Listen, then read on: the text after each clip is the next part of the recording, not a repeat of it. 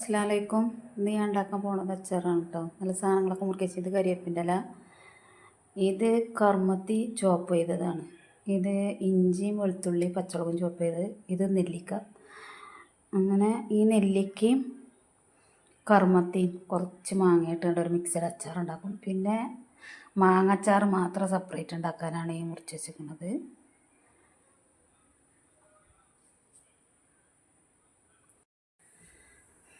ആദ്യം എണ്ണ വാരിയാണ്, അതിക്ക്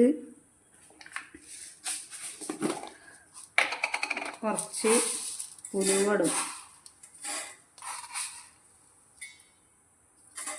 2 സ്പൂൺ ഉലുവട്ടിൻ്റെ ശേഷം മൂത്ത് വന്നിക്കണമെങ്കിൽ അതിക്ക് വെളുത്തുള്ളി ഇഞ്ചി ചോപ്പ് ചെയ്തിട്ട് അതിൻ്റെ പച്ചമണം പോണ വരെ ഇളക്കി കൊടുക്കുക. കുറച്ച് പച്ചമുളക് ചോപ്പ് ചെയ്തതുണ്ട്, അത് ഇട്ടുകൊണ്ട് ഇങ്ങനെ ഇളക്കും.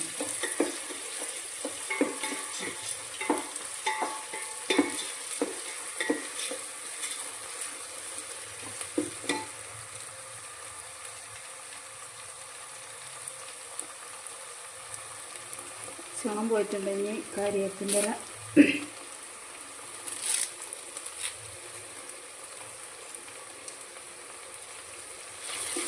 ഇളക്കി കൊടുത്തിട്ട് ചാറും പൊടി എടുത്തത്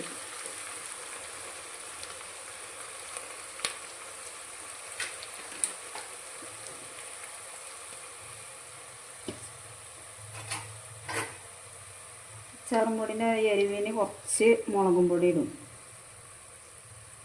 കുറച്ച് മുളകും പൊടി, ലേശം മഞ്ഞൾപ്പൊടി, ഉപ്പും നല്ലോണം ഇളക്കി കൊടുത്തിട്ട്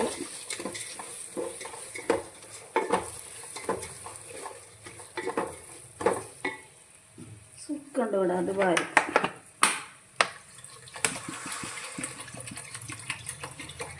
ഇപ്പോൾ കുറച്ച് വാരണുള്ളൂ. അത് കഴിഞ്ഞ് ഇളക്കിയിട്ട് അതിൻ്റെ ശേഷം മാങ്ങട്ടിട്ട്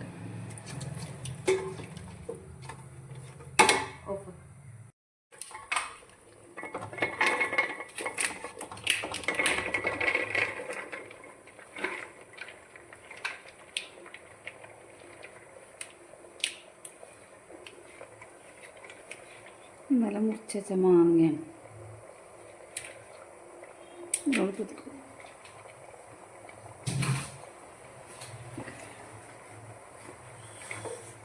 മുട്ട യോജിപ്പിച്ച്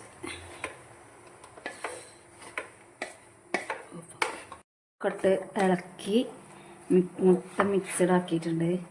ഇനി അതിൻ്റെ ശേഷം ഇനി എരിവും പുളിയൊക്കെ നോക്കിയതിന് ശേഷം ഒന്ന് കമ്മിയുള്ള നോക്കി ഇതാക്കി കൊടുക്കുക.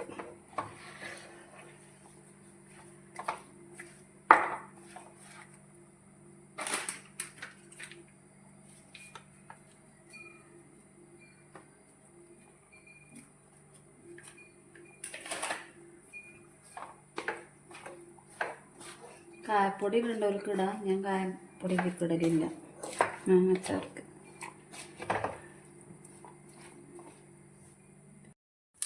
നമ്മൾ അച്ചാർ റെഡി ആയിട്ടുണ്ട്. ഈ തണുത്തതിന് ശേഷം കുപ്പിയിലാക്കുക.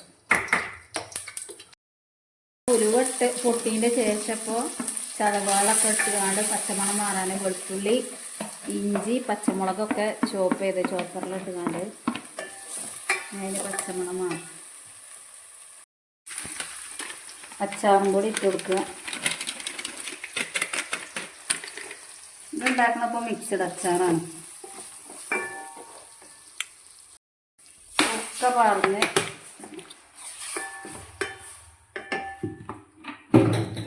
നല്ലോണം ഇളക്കി യോജിപ്പിച്ച് എന്നിട്ട് അതിക്ക് അരിഞ്ഞ് വെച്ച നെല്ലിക്ക, കറുത്ത ചോപ്പ് ചെയ്തത്, കറുമത്തി, കുറച്ച് മാങ്ങ ചോപ്പ് ചെയ്തതും കൂടി മിക്സഡ് ആക്കും.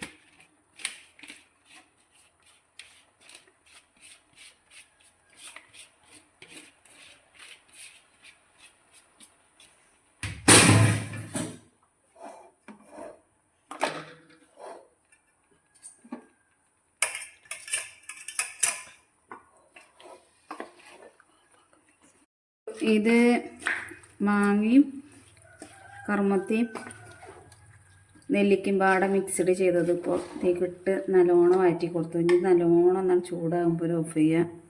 ഇപ്പം എന്താ നമ്മളെ രണ്ടാമത്തെ അച്ചാറും റെഡിയായി.